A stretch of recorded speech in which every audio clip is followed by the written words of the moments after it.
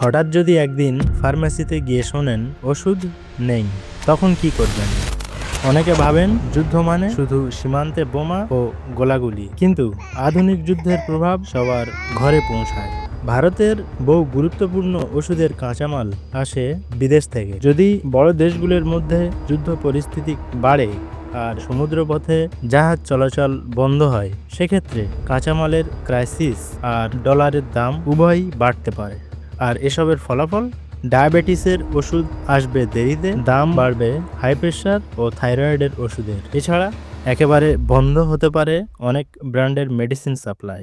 Panic হওয়ার কিছু নেই, কিন্তু প্রস্তুত থাকা বুদ্ধিমানের কাজ। তাহলে আমাদের কি কি করণীয় এখন? যাদের নিয়মিত ওষুধ লাগে, ডাক্তারের পরামর্শ নিয়ে 2-3 মাসের ব্যাকআপ রাখুন।